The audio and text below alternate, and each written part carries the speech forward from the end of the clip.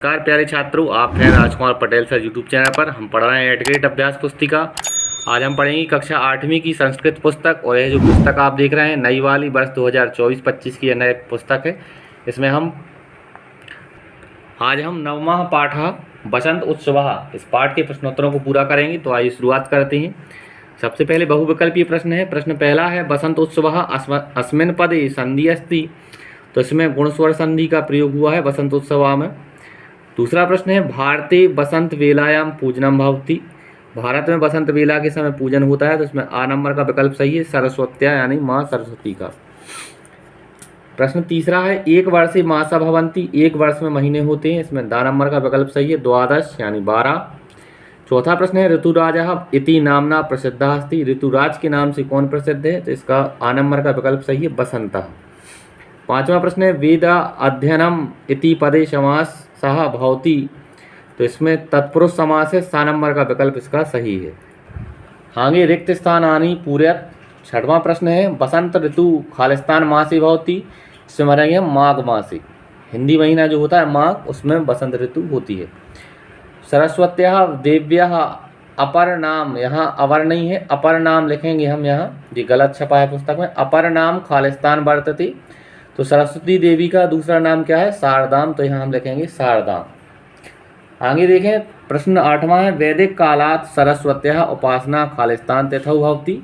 वैदिक काल में माँ सरस्वती की उपासना खालिस्तान तिथि को होती थी। तो इसमें भरेंगे हम पंचमी। 9वां प्रश्न, हर्षोल्लासः पदस्य संधि विच्छेदः खालिस्तान भवति। तो हर्षोल्लास को हमें संधि विच्छेद करना है। तो इसका संधि विच्छेद होगा हर्ष धन उल्लास। आगे देखें, प्रश्न 10वां है, परितः योगे खालिस्तान विभक्ति भवति। तो खालिस्तान में भरेंगे हम द्वितीया। आगे निर्देश एक पदेन उत्तरम लिखत। प्रश्न 11वां है, बसंत पंचम्याः अपरम नाम किम। बसंत पंचमी का दूसरा नाम क्या है। तो इसका नाम है श्री पंचमी। 12वां प्रश्न है, कया माया महाशक्त्याः सरस्वत्याः वार्षिक पूजायाः विधानम भवति। इसका उत्तर होगा बसंत पंचम्याम आगम विधि न। प्रश्न 13वां, कदा प्रकृति सौंदर्यम चरमोत्कर्षम प्राप्नोति। इसमें हम भरेंगे बसंत पंचमी समय। 14वां प्रश्न, बसंत समय केशाम सुषमा पीतिमा चा मनोहारिणी दृश्यते। इसका उत्तर होगा सरसप पुष्पाणाम। सरसप पुष्पाणाम यानी सरसों के फूलों से। निर्देश है एक वाक्य उत्तरम लिखत। एक वाक्य में उत्तर लिखना है। 15वां प्रश्न है, बसंत पंचमी कस्याः उपासनाया आराधनाया च शुभः अस्ति। बसंत पंचमी किसकी उपासना और आराधना का त्यौहार है। इसका उत्तर है बसंत पंचमी ज्ञानस्य उपासनाया आराधनाया च शुभः अस्ति।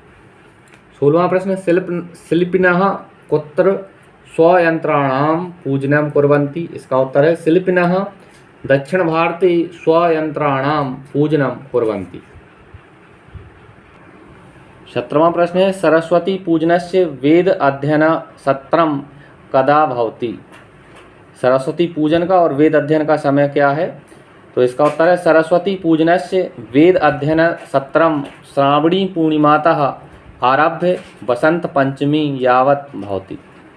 18वां प्रश्न, केषु प्रदेशेषु सरस्वती पूजनम बहुमान्यम अस्ति। इसका उत्तर है विशेषतः उत्तर भारते, बिहार प्रांते, बंगाल प्रांते तथा काश्मीर प्रदेशे सरस्वती पूजनम बहुमान्यम अस्ति। दीर्घोत्तरीय प्रश्न है आगे। प्रश्न 19वां है, भारतीय परंपरायां बसंत उत्सवस्य महत्वम लिखत। उत्तर है इसका, भारतीय परंपरायां बसंत उत्सवः सौंदर्यस्य उल्लासस्य ज्ञानस्य उपासनायाः च उत्सवः।